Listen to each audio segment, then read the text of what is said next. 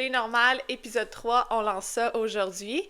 J'avais envie d'aborder un sujet, en fait, c'était pas du tout prévu dans ma liste d'épisodes déjà écrits, mais suite à vos commentaires, suite aux discussions que j'ai eues avec vous dans les dernières semaines depuis le lancement de Filles normales, j'avais envie d'aborder le sujet d'Internet. Peu importe à quelle étape que tu es présentement dans ton parcours, c'est sûr que tu vas te faire dire, surtout dans le début, par ton oncologue, des médecins, par des proches, ah, va vraiment pas lire sur Internet. Mais comme, c'est sûr que tu vas aller lire sur Internet. C'est sûr à 100% qu'à 2 heures du matin, tu vas te réveiller puis tu vas aller écrire sur Google, est-ce que je vais mourir? On va se dire les vraies affaires, on le fait toutes. Donc, aujourd'hui, abordons le sujet d'Internet, parce qu'Internet, tu sais, c'est normal d'y aller, c'est normal de vouloir comprendre, c'est normal de vouloir se renseigner vraiment en profondeur sur notre situation, notre type de cancer, différents sujets qui englobent le tout. Puis tu sais, Internet, c'est pas juste toxique. Ça, je trouve que c'est important de le mentionner. Ça peut l'être, mais je pense qu'il y a des façons qu'on peut le travailler. Internet peut devenir un genre de refuge, peut être un endroit où est-ce que tu vas lire des témoignages qui te ressemblent beaucoup, ou est-ce que tu vas lire des histoires qui vont te faire rire puis qui vont te faire vraiment du bien, ou est-ce que tu vas trouver des fondations, des forums, des blogs. Donc, honnêtement, je trouve que sur Internet, ça nous permet quand même de découvrir une belle communauté. Moi, grâce à Internet, j'ai trouvé des concerts. Grâce à Internet, j'ai lancé Filles normales. Donc, c'est pour ça aujourd'hui qu'on est là. C'est grâce à Internet. Donc, c'est exactement de ça que j'avais envie de parler avec vous aujourd'hui. Donc, on lance le tout de suite après l'intro. Les propos partagés dans ce balado sont basés sur des expériences personnelles et ne remplacent en aucun cas un avis médical. Pour toute question ou inquiétude, il est important de consulter un professionnel de la santé.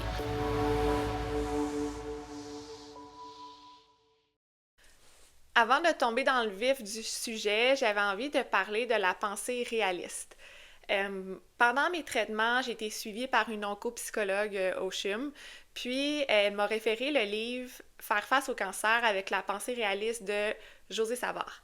Ce livre-là me fait comprendre que on voit la vie avec un peu comme 3 paires de lunettes. On voit souvent la vie avec la paire de lunettes roses. T'sais, on s'entend que c'est celle-là qu'on portait assez fréquemment avant un diagnostic. Il y a la paire de lunettes qui est super négative, très grise, très noire. Puis il y a la paire de lunettes réaliste. La paire de lunettes réaliste est super importante. Elle peut faire du bien, puis selon moi, c'est la paire de lunettes la plus rationnelle. Dans le fond, en gros, de mettre la paire de lunettes réaliste, c'est de regarder les choses comme elles sont, sans amplifier, sans dramatiser, mais sans non plus minimiser ce qu'on vit. Puis, je me rends compte que cette façon de penser-là m'a extrêmement aidée dans ma relation avec Internet, dans ma relation avec mon diagnostic. Tu sais, il y a beaucoup de gens qui vont nous dire « Ah, je sais pas comment tu as fait pour traverser ça, mais j'ai pas le choix. » Tu sais, c'est comme, t'as pas le choix de traverser ça. Puis aussi, il y a beaucoup de gens qui me trouvaient, tu sais, bubbly, de bonne humeur, mais comme j'ai eu des journées sombres, j'ai encore des journées sombres, mais à un moment donné, t'as 2 choix. Puis c'est difficile, puis ça paraît facile à dire, mais t'as vraiment 2 choix. C'est soit que tu restes chez toi, que tu te sabotes, que tu fais juste broyer du noir, que tu tombes dans le négatif, que tu pleures, que tu n'es pas capable de t'en remettre, puis c'est vraiment correct. Mais il y a aussi l'autre choix de se dire, écoute, j'ai pas le choix.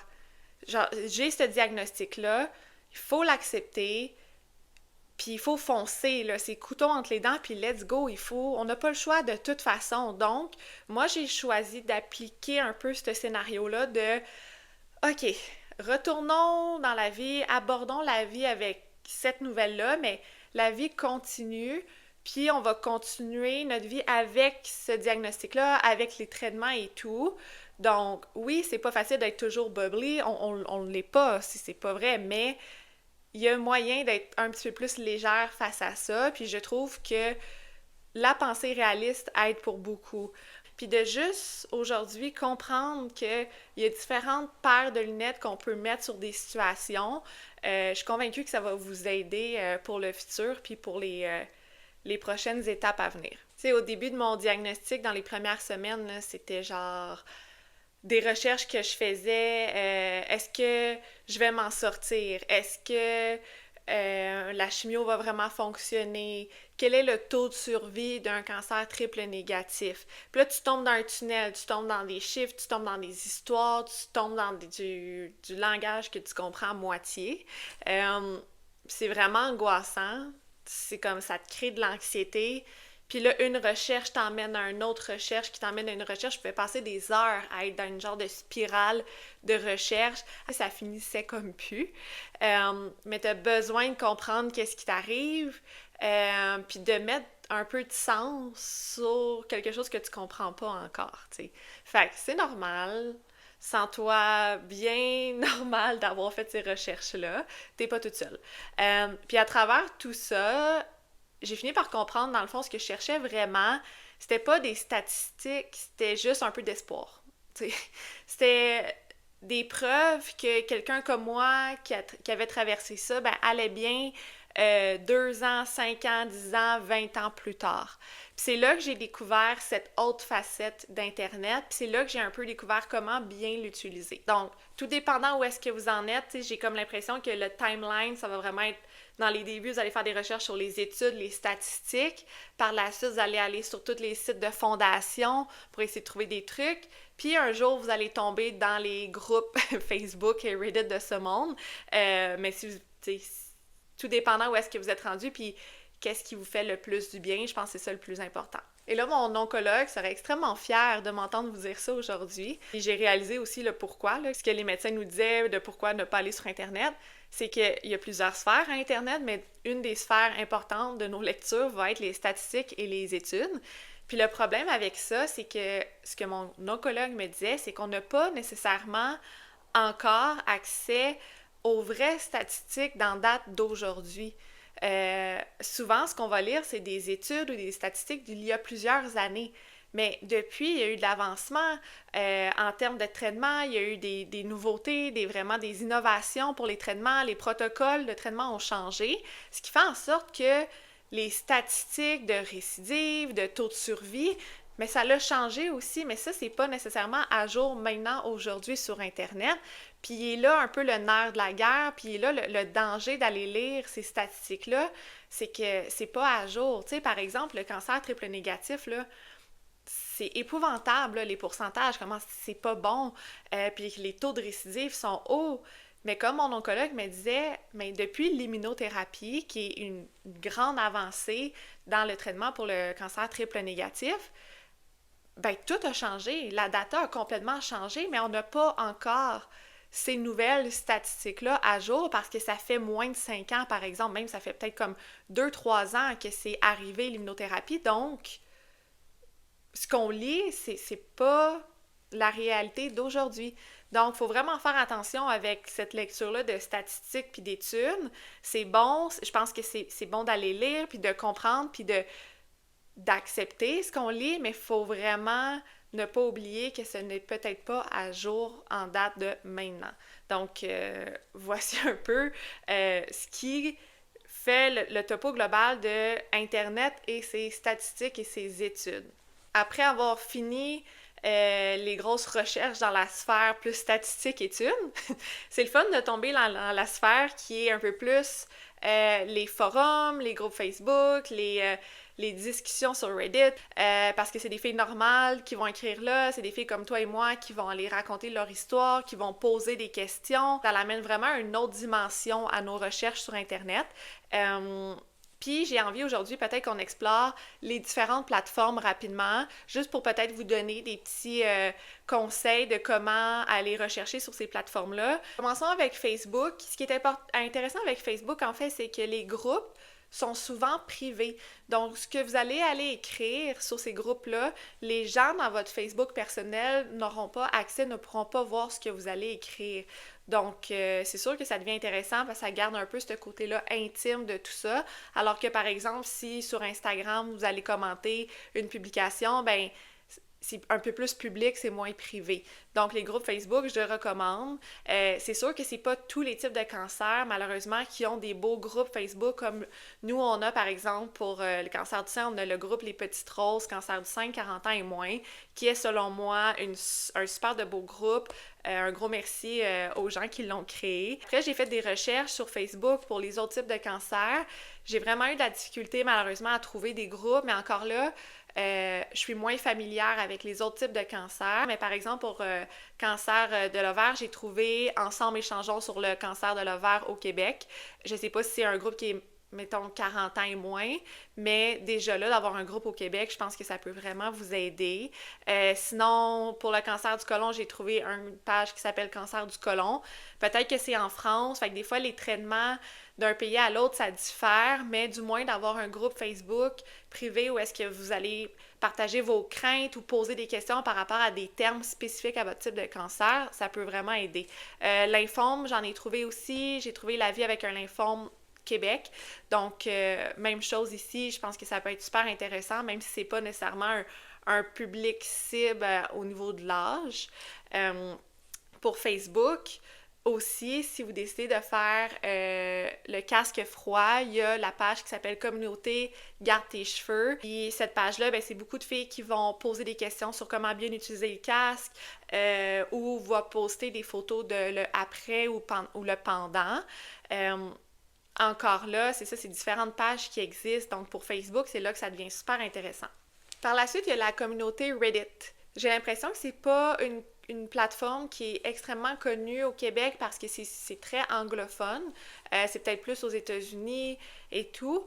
Moi, ça fait des années que je travaille avec Reddit parce que dans le cadre de mon travail à temps plein, on utilise Reddit pour aller lire des critiques. C'est super intéressant, là, pour vrai. Sur Reddit, vous pouvez trouver sur tous les types de sujets des communautés, sur toutes les marques que vous aimez. C'est vraiment, vraiment cool.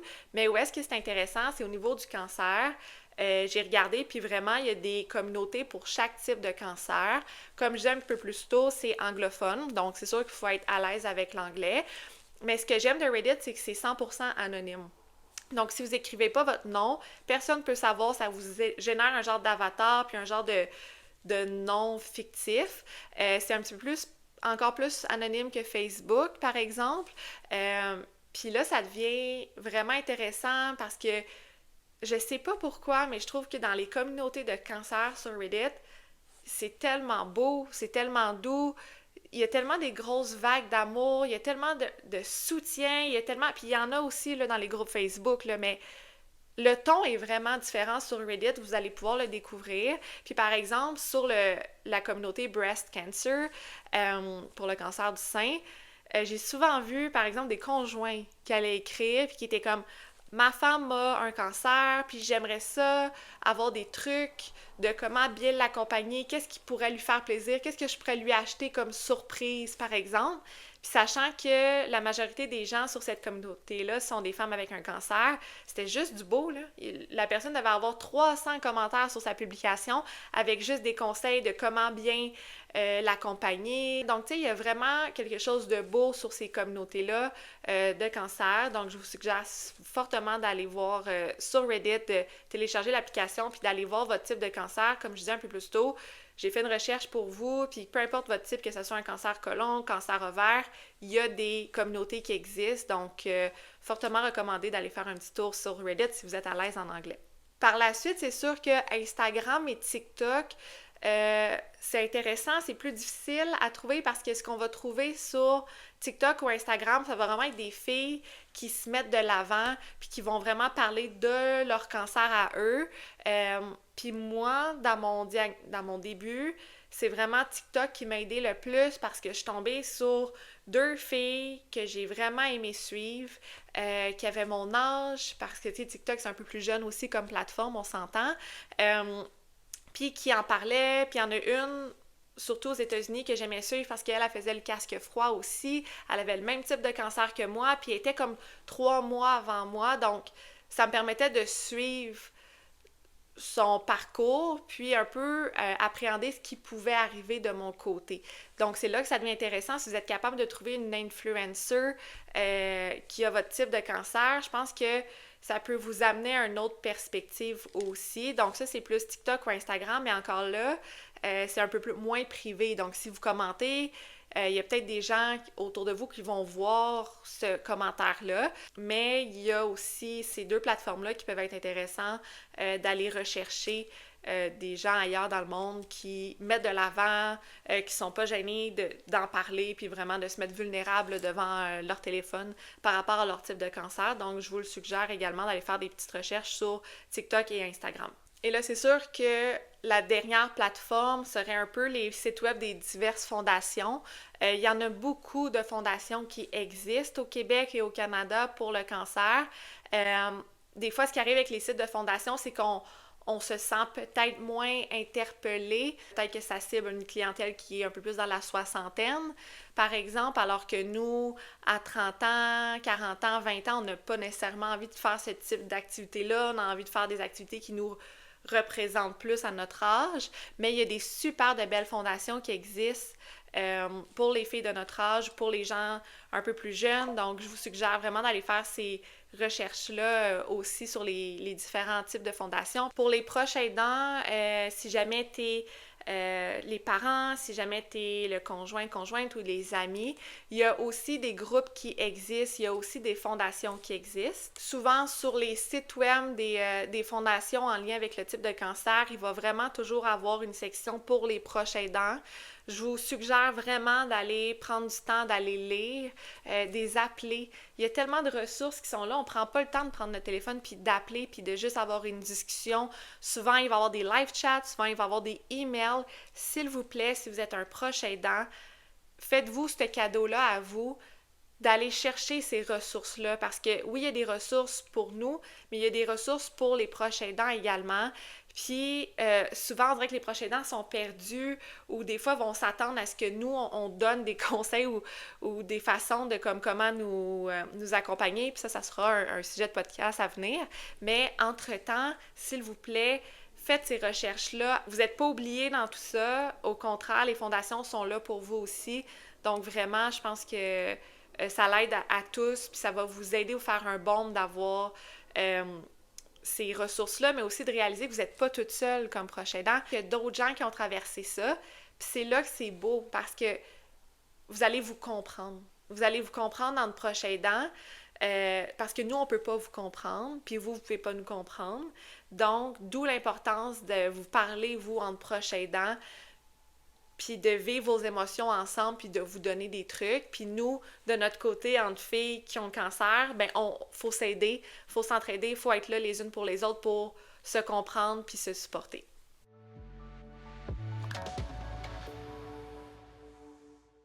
Dernièrement, j'avais une discussion avec l'une d'entre vous qui commençait sa chimio. Donc, on s'est parlé le premier jour de sa chimiothérapie. Donc, je te fais un petit coucou, tu vas sûrement te reconnaître. Puis, l'une des choses que je lui ai dit, c'est vraiment, vraiment cool les communautés, les groupes Facebook ou les groupes Reddit. Mais ce qu'il faut garder en tête, c'est que quand ça va bien, quand tes traitements vont bien, quand tu vas bien, tu vas pas écrire sur ces groupes-là. Mais quand ça va pas, par exemple, c'est souvent là qu'on va aller écrire sur les groupes, les communautés pour demander conseil. Donc, faut pas oublier ça. Je sais pas si vous me comprenez, mais ce que je veux dire, c'est qu'on va souvent lire des affaires négatives, on va souvent lire plus de négatifs sur les communautés parce que c'est là qu'on a besoin de conseils. Quand tu vas bien, quand tout va bien, tu vas pas aller crier sur tous les toits, sur les groupes Facebook « Hey, moi, by the way, ma chimio, all good, tout va bien » parce que tu sais que le reste des filles qui sont sur ces communauté-là, mais ça va pas nécessairement bien. Donc, il faut vraiment garder ça en tête que les gens qui écrivent sur les communautés, c'est qu'ils ont des questionnements ou que il se passe quelque chose dans leur traitement ou qu'ils ont, par exemple, beaucoup d'effets secondaires. Donc là, ils vont aller écrire des questions ou ouvrir des discussions. Il faut faire attention quand on lit sur les communautés parce que même si la fille, elle a ton âge, est sportive comme toi ou elle fait pas de sport, ou tu sais, tu retrouves dans cette fille-là, ou qu'on dirait que toutes les 1+1, ça donne un portrait similaire à toi, vous n'allez pas réagir de la même façon au traitement. Puis je vais vous donner un exemple concret. J'ai 2 amies qui ont eu le même type de chimio. que je parlais en même temps des mois d'intervalle. Il y en a une qui était vraiment détruite pour 2 semaines, fatiguée, ça l'allait vraiment pas après son traitement de chimio. Puis l'autre, de l'autre côté, même chimio, là, c'était correct. Donc, tu sais, on peut tellement pas se comparer avec les autres, puis il faut vraiment faire attention. Puis c'est là que c'est difficile avec les forums, c'est qu'on peut pas se comparer à 100%. Il faut en prendre, puis il faut en laisser. Donc, vraiment, là, c'est un reminder que je veux vous faire de faire attention quand vous allez lire sur ces plateformes-là. Puis où est-ce que ça devient le fun, par exemple, c'est quand que les filles terminent les traitements, puis qu'ils vont faire un genre de résumé ou vous donner des conseils, mais un jour, vous allez être là aussi. Tu sais, moi, quand j'ai commencé mon parcours, je lisais des filles qui disaient « Ah, aujourd'hui, je sonne la cloche de la chimio. » J'étais comme « Ah, elle est tellement chanceuse d'être là. » Tu sais, puis toi, t'es en plein traitement de chimio, puis tu broies du noir, puis c'est tellement tough. Mais il y a un matin que tu vas te réveiller, puis que tu vas être la fille, tu vas être cette fille-là qui va aller écrire cette publication-là, de genre aujourd'hui, c'est ma dernière fucking chimio. Genre, je suis là, ce matin, j'ai sonné la cloche, mais tu vas l'être, cette fille-là. J'ai des frissons en vous disant ça. Faut pas l'oublier. Donc, n'hésitez pas aussi d'aller faire ces posts-là post-traitement pour dire comment que ça a été, puis important parce que ça donne espoir, ça donne des points de repère, même s'il ne faut pas se comparer. Puis moi, je le disais toujours dans mes publications, moi, Marie-Pascale, c'est comme ça que je me suis sentie. Toi, Alexandra, ça va être différent. Mais faut se partager, faut se donner ces trucs-là. Après, il y a comme des dérives avec Internet. Internet, c'est grand, puis quand tu es vulnérable, que tu traversais, on dirait que tu absorbes vraiment tout. Il y a des jours que je disais des histoires que je trouvais ça tellement lourd, des affaires de récidive, parce qu'on voit beaucoup de récidives, parce que si t'as pas de récidive, tu vas pas écrire sur les groupes, sur les forums, mais si t'as une récidive, souvent tu vas aller écrire. C'est là que, si je reviens à la pensée réaliste, ben ça m'a vraiment aidée parce que je me suis dit, oui, c'est la réalité, mais c'est leur réalité, ce n'est pas ma réalité. Donc ça, faut pas l'oublier, c'est que quand vous allez lire des trucs, faut que vous faites un genre de tri. Faut être capable de fermer l'onglet, fermer Internet quand c'est too much. Aujourd'hui, c'est pas une bonne journée. Attendez un autre moment quand vous allez mieux pour faire vos recherches. Mettez-vous un Love is Blind sur Netflix, puis genre changez, là. Écoutez des niaiseries, puis trouvez d'autres choses à regarder sur Internet, là. Il y en a des affaires plus positives à regarder. Puis il faut vraiment se garder cette pensée réaliste-là de se mettre ce frein-là de comme, OK, ben elle a vit ça, mais c'est pas nécessairement ça que je vis, puis c'est pas nécessairement ça que je vais vivre. Tu sais, la pensée réaliste, où est-ce que c'est bon, c'est que en étant réaliste, puis en ayant fait ces recherches-là, bon, on est capable d'aller lire le pire qui peut arriver parce qu'on va souvent lire le pire. Fait que la pire chose, puis je vais prendre par exemple le casque froid, parce que c'est facile pour moi de vous parler de ça, c'est un petit peu plus général pour les types de cancers. C'est pas tout le monde que le casque froid fonctionne. Donc, c'est bon de voir des gens parler du fait que ça n'a pas fonctionné pantoute, mais c'est bon de voir aussi des témoignages sur des filles que ça a vraiment bien fonctionné. Donc là, après, avec ta pensée réaliste, tu es capable de dire, bon, sais-tu quoi, ça se peut que ça fonctionne vraiment bien comme ça fonctionne pas pantoute. Donc, soyons réalistes. Pas les lunettes roses de genre, c'est sûr à 100% ça va fonctionner, puis pas les lunettes négatives du genre, c'est sûr ça marchera pas. Soyons juste dans le réaliste de comme, je vais l'essayer, je vais tout faire de mon possible pour le faire de la bonne façon, puis il arrivera ce qui arrivera parce que soyons réalistes, ça se peut que ça fonctionne, ça se peut que ça fonctionne pas. C'est la même chose avec nos traitements de chimio. Vous allez voir des témoignages épouvantables, comme vous allez voir des témoignages super positifs. Mettez-vous sur le neutre, mettez-vous dans le milieu. Vous le savez que le scénario catastrophe existe, mais vous savez que le scénario ultra positif existe. Puis, suivez votre parcours à vous. Vous êtes consciente, vous êtes réaliste, vous êtes dans le moment présent, puis vous allez tout faire pour que ça fonctionne, puis il arrivera ce qui arrivera, mais au moins vous savez que les deux scénarios sont possibles. Donc, pour moi, cette pensée réaliste-là aide pour beaucoup à être dans l'acceptance, puis de se laisser aller, puis d'être un petit peu plus légère de comme, OK, tous les scénarios sont possibles, mais let's go, moi, je suis mon chemin à moi. Voilà un peu mon two cents sur les communautés, puis ce que je veux vraiment que vous gardez en tête. Donc, c'est un peu le sommaire de ce que je voulais aborder avec vous aujourd'hui concernant Internet, des petits reminders, des petits trucs, en espérant que ça vous aidera dans votre parcours. Je pense sincèrement qu'il faut arrêter de dire que Internet, c'est toxique. Euh, oui, il y a du noir, oui, il y a du blanc, mais allons chercher le gris. Allons chercher l'équilibre dans ce qu'on va lire, ce qu'on va rechercher. Internet, c'est un miroir. Faut pas l'oublier. C'est toi, c'est à toi de choisir ce que tu veux voir, en fait. Puis il faut pas oublier aussi dans quel mindset que tu es quand tu fais la recherche. Si tu es dans un mindset super négatif, ce que tu vas trouver, ça va être négatif. Si tu es dans un mindset qui est positif, qui est focusé vers l'avant, qui est dans l'acceptance, qui est comme OK, j'accepte ma situation, j'accepte ce que je vis, peu importe dans ce que vous vivez, mais en ayant ce mindset-là de comme je l'accepte, je suis réaliste, je vais faire ma recherche, vous allez trouver des affaires que vous allez accepter, que vous allez comprendre, que vous allez être plus posé. Donc, c'est un peu le conseil que je voulais vous donner aujourd'hui.